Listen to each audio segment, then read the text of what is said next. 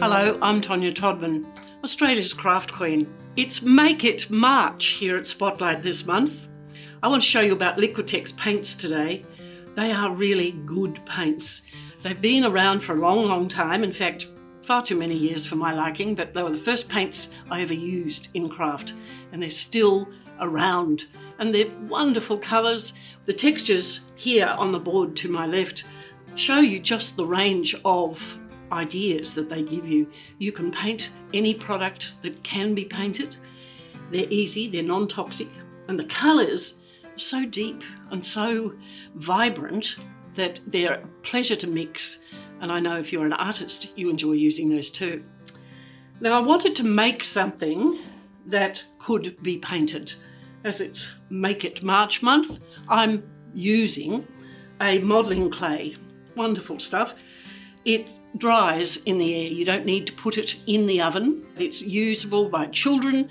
Anybody with no skills will find something that they can do with this lovely clay. It takes about 2 or 3 days to dry. I made this pot with a coil method, and it's taken about 4 days to dry properly. You'll find that it's a bit sharp around the edges, and what I have found is that you can file it off with an emery board, just like so.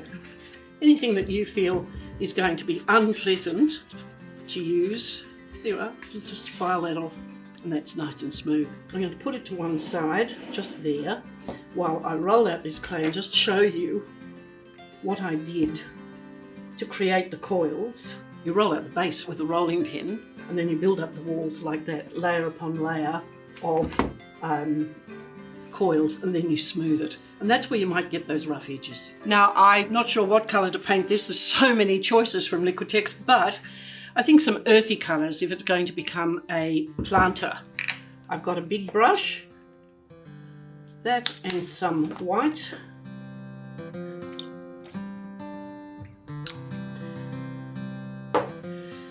Paintbrush that is flat cut top, it's not a pointed brush. This one looks alarmingly like Carol. And away we go.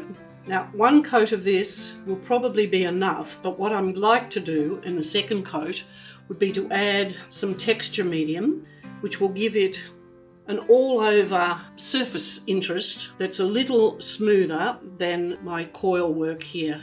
This Liquitex product is ceramic stucco. The stucco builds up a surface on the object you're painting. It's lumpy, but it is controllable, and it's mixed with your ceramic paint.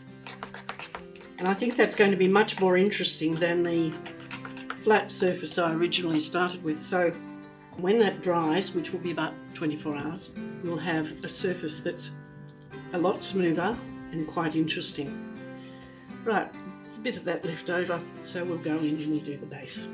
This could be in wild colours. It could be in hot pinks and greens and purples and all those amazing colours.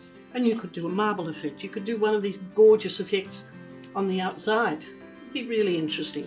Time to highlight our little circles on the side of this ceramic vase. Probably should wait for the base coat to dry before you do this, but that's the general effect.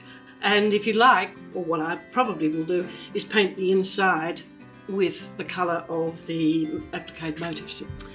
Coat of clear gloss if you like. As I said, Liquitex make all sorts of mediums, but their clear gloss sealer is brilliant. Because the surface here is previously painted and fairly rough anyway, I'm going to paint it. But if you had a shiny ceramic surface, you would sponge with one of the synthetic sponges that you can get from Spotlight, or a sea sponge, one of those little natural sponges. Wring it out in water first, squeeze it dry, and then apply the paint and just dab it on.